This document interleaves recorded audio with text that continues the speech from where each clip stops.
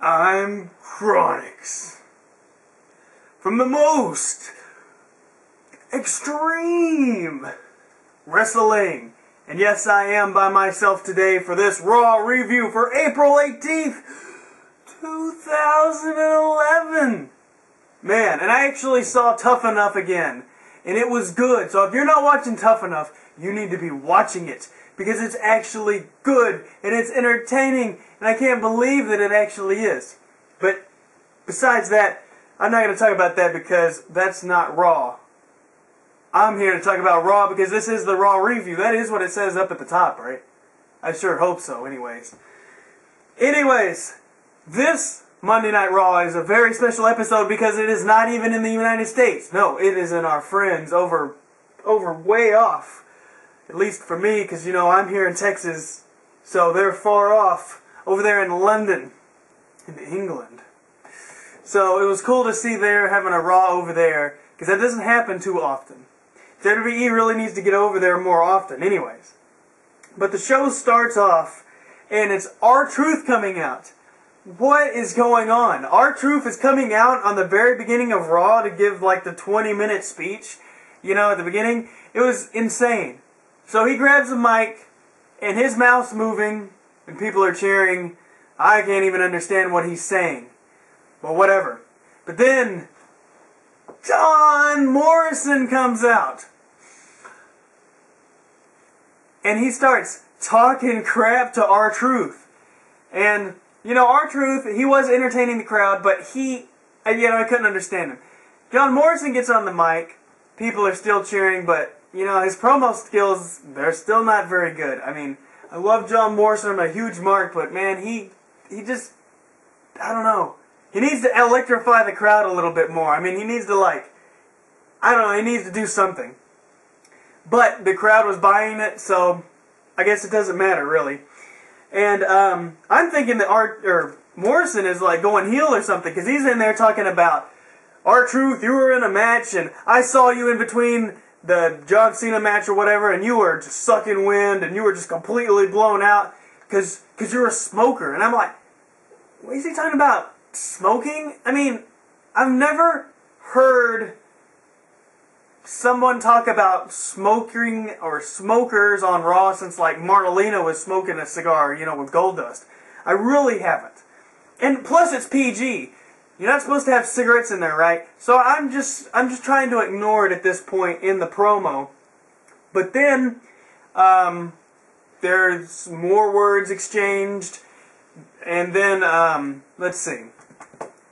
Morrison challenged R-Truth to a match for the #1 contendership. I guess so he can get in the cage match at Extreme Rules in the 3-way with the Miz, Cena, and you know, because it was R-Truth, but now Morrison wants to get back in there. So I'm thinking, but then, oh man, let's see, they have a match. And Morrison, he's fighting, they're both fighting, you know, it's just a regular old match. And I'm thinking, what is the point of this? I don't understand. And then he hits a Starship Pain. Boom. And Morrison beats R-Truth. And I'm freaking out, because I'm like, whoa, all these people that said that he wasn't going to get a push, boy, were you wrong. No matter what he did backstage, Morrison is just too awesome to be put, you know, into the back burner or whatever, because Morrison, he's just cool. Oh, hold on, my computer is... What the... Oh, apparently someone wants to join us via satellite. In the last video, Crystal talked a lot of crap about The Rock, but here she is right now, wanting to talk to us via satellite. Because she couldn't be here, just like she accuses The Rock of not being there. But let's see what she has to say. So Morrison's match just ended, and this is what I have to say. Woo! Yay, Morrison!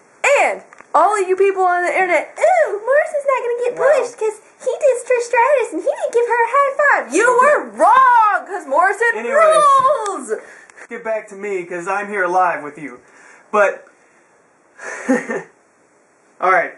Then R-Truth starts going all heel on us. And he starts attacking and all this. He beats up Morrison. And the crowd is just eating it up. They're going completely insane. I'm thinking, you know, I wasn't really buying it at the first. And I was like, oh man, you got R-Truth and Morrison out in the very beginning of Raw. And you're putting those guys out there like this, like they're main event level superstars.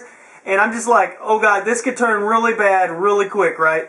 This could just be dead, silent crowd just not buying it and everybody booing and bad heat and everything, right? But R-Truth really sold it. He went all heel. He even went to the crowd and was asking for a cigarette. And I'm thinking, no freaking way. You cannot smoke. You cannot have cigarettes on PG stuff. That is not the way it works.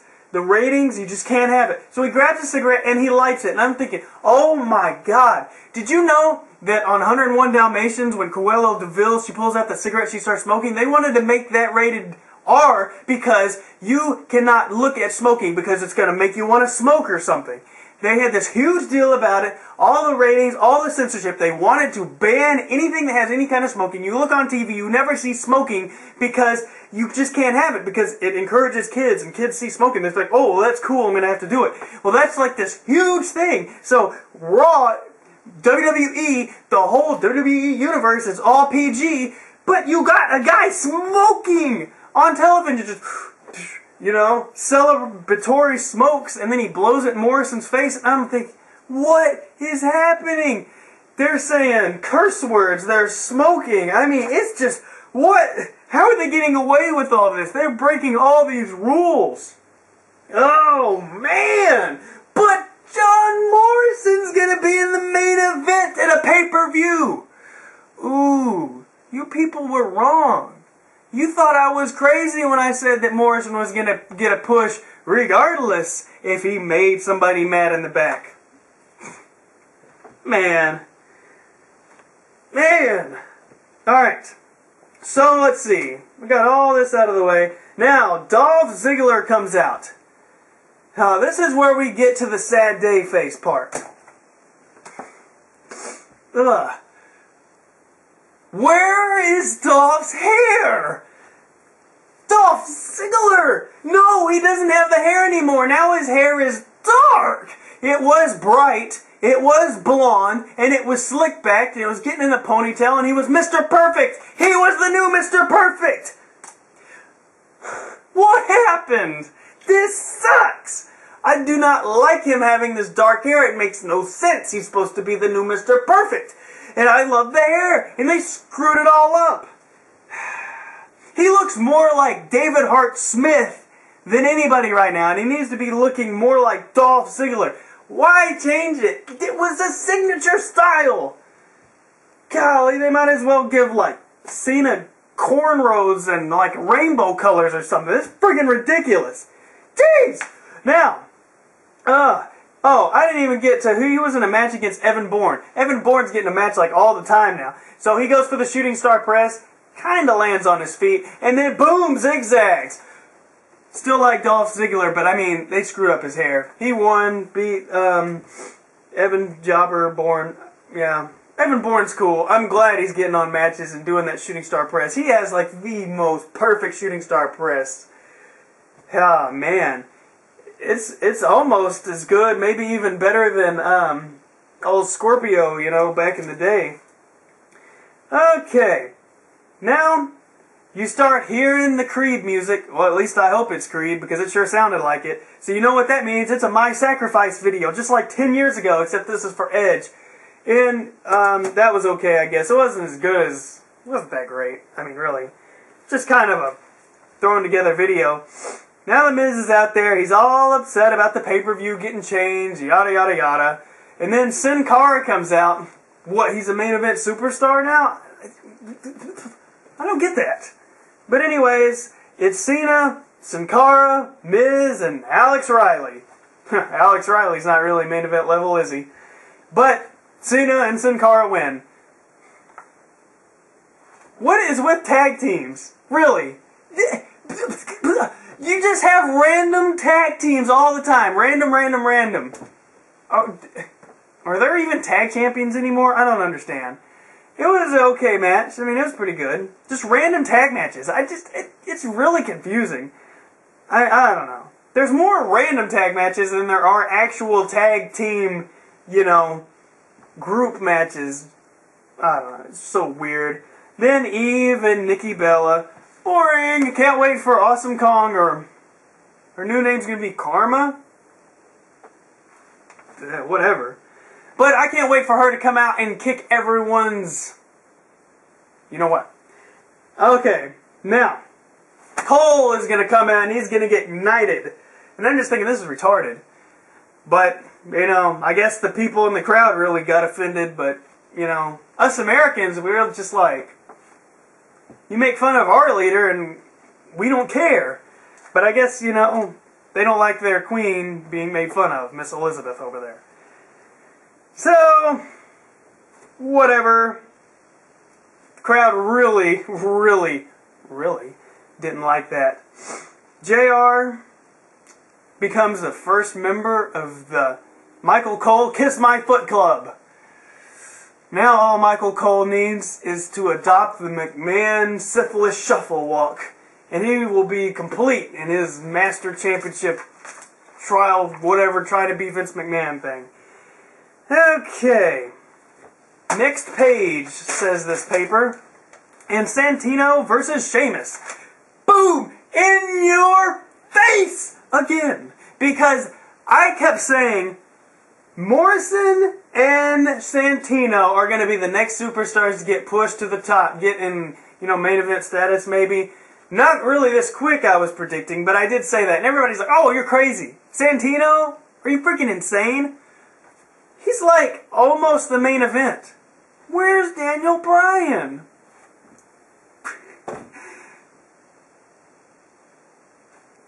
Santino, Marella, and Morrison. Future of world entertainment. Yeah. No wrestling, no federation. You got the F out, you get the E out. It's just WWE. Now it's CM Punk and Orton. A lot of CM Punk Orton chants, except with a very British accent. It's so weird. So used to hearing the American audiences, and you go over there and you can actually hear their accents in the crowd. It's insane. But, whatever match. I think, I didn't even write down the winner. Who won? Orton won. We'll just say that. And then the Nexus comes out. That's right, that big cloud on Star Trek Generations that took Captain Kirk away and killed the Enterprise B. Yes, the Nexus comes out. And you see, just like on Star Trek, when you get in the Nexus, it alters, like it takes you away and puts you in an alternate universe where you wish you could be. Well, see, apparently the Nexus attacked Dave Bautista back in a couple of years ago, and now we find Dave Bautista in the Nexus wishing he could be back in the WWE. So you got this guy Mason Ryan kind of taking the place of him and everything. That's the best I can explain it, because I get confused of what the Nexus is and the new Nexus. Apparently the new Nexus, according to my previous brain recognitions or whatever, is that the new Nexus is only difference is that CM Punk is the leader. And if I'm wrong, please correct me, because I get so confused. It's just the groups, they just get so confusing. And the Nexus and the tie-ins with, like, World of Warcraft and the Nexus and Star Trek and the Nexus and the WWE and the new Nexus, it's just insane. But that is all that happened on Raw. It was a very entertaining Raw. I had a lot of fun watching it. I had a lot of fun making this video. And I felt so free doing it by myself, because I don't have, like, someone sitting here saying, that match sucked. I didn't like that. That was crap. Well, she did come via satellite, so Crystal did get her 2 cents in, just like the person she hates the most, The Rock. She got the 2 cents. But that was Raw. It was awesome. The crowd was in it. I didn't think that last week's Raw could have been topped, but it almost did. And then the draft is next week. Awesome!